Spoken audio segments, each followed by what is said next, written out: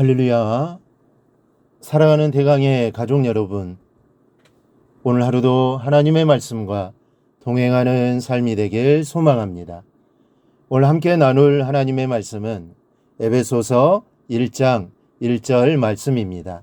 하나님의 뜻으로 말미암아 그리스도 예수의 사도된 바울은 에베소에 있는 성도들과 그리스도 예수 안에 있는 신실한 자들에게 편지하노니. 아멘. 오늘부터 우리는 바울이 소아시아에 있던 에베소 성도들에게 보낸 서신을 통해 은혜를 받으려 합니다. 성경의 내용을 옳게 파악하기 위해서는 우선 그 배경을 우리가 알아야 합니다. 먼저 에베소라는 도시를 우리가 살펴보겠습니다. 에베소는 오늘날 터키가 자리 잡고 있는 소아시아 지역에 있는 항구 도시입니다. 그 당시 무역이 활발해서 부를 누리는 도시였죠. 당시 아시아의 최대의 도시이자 동양과 서양을 연결하는 요충지였습니다. 이 바울이 활동하던 시대의 에베소는 성적, 도덕적으로 심하게 타락해서 부도덕한 직업이 성행하는 도시였습니다. 그리고 당시의 우상 숭배가 성하는 곳에는 종교적인 창녀가 창궐했습니다. 그러니까 우상 숭배가 성한 도시는 자연적으로 성적으로 타락한 도시라는 말이 됩니다. 한마디로 에베소는 사치와 열 활락의 도시이며 그만큼 복음의 사역이 쉽지 않았던 도시였습니다. 둘째, 에베소 교회를 살펴보겠습니다. 사도 바울은 2차 전도 여행에서 돌아오는 길에 처음으로 에베소에 들렸습니다. 그곳 해당에서 복음을 전하고 브리스길라와 아굴라를 남아있게 합니다. 이때부터 에베소 교회가 시작이 된 것이죠. 이 본격적으로 바울이 선교 활동이 에베소에서 펼쳐진 것은 3차 전도 여행 때인데, 바울은 약 2년간 에베소에 머물면서 유대인들과 헬라인에게 복음을 전하며 교회의 틀을 다져놓았습니다. 셋째, 에베소서를 살펴보겠습니다. 대부분의 바울 서신은 어느 교회에서 문제가 발생했을 때 그 문제를 해결하기 위해 보낸 글들입니다. 그런데 에베소서는 그렇지 않는다는 데 특징이 있습니다. 문제가 있어서 보낸 편지가 아니라 믿음을 더욱 굳게 하기 위하여 보낸 편지입니다. 에베소서의 주제는 크게 세 가지입니다. 성도와 교회와 성도의 거룩한 삶이 그 주제입니다. 하나님께서 우리를 어떤 계획 속에서 구원하셨는가로 에베소서는 시작이 됩니다. 그리고 성도는 어떤 존재이며 성도가 모인 교회는 무엇이고 성도는 세상에서 어떠한 삶을 살아야 하는가를 가르치는 것으로 에베소서는 이루어져 있습니다.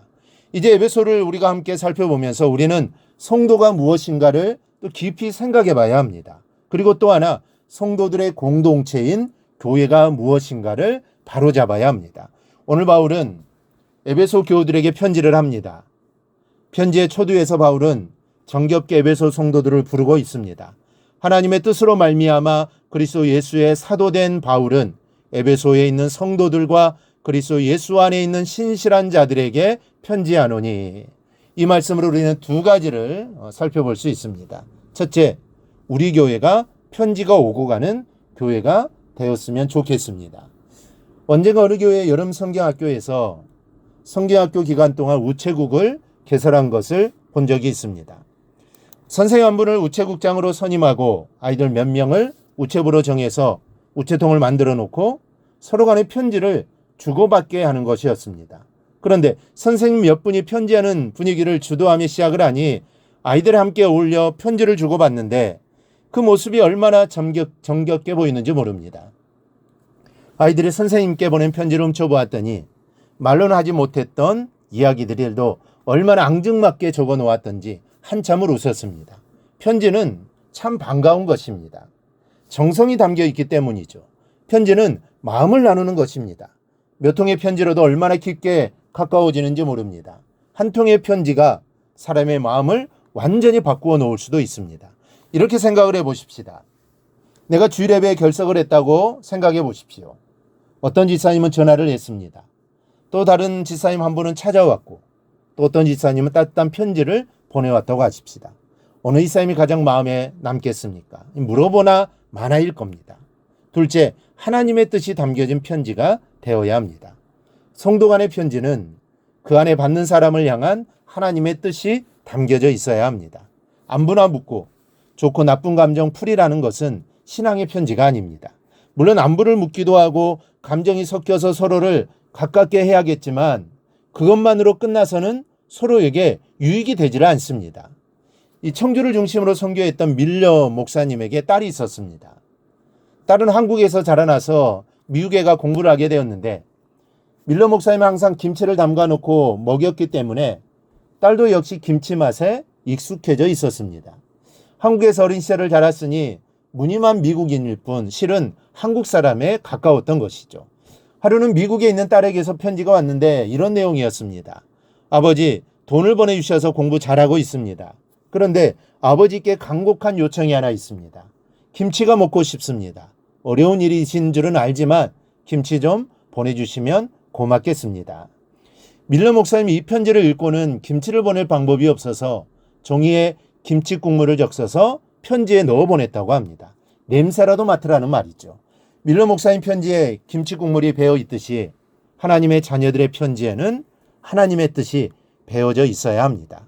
바울의 편지는 하나님의 뜻으로라는 말로 시작이 됩니다. 성도의 편지는 하나님의 뜻을 말하는 것으로 시작이 되어야 하고 하나님의 뜻을 확인하는 것으로 마무리가 되어야 하는 겁니다. 남편의 도산으로 풍비박산이 난 집안에 가정이 있었습니다. 남편은 채권자들 때문에 몸을 피했고 아이들과 안지사님은 집에서 쫓겨나 가까이 살던 친척 동생 집에서 끼워 살게 되었습니다.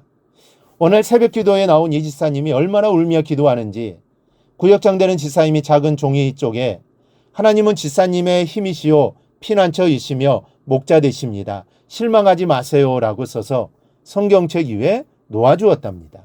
그뒤 하나님의 은혜로 가정이 어려움이 다 회복됐을 때 구역장 지사님에게 이렇게 고백했답니다. 전에 지사님께서 적어주신 편지는 제겐 하나님의 음성이었어요.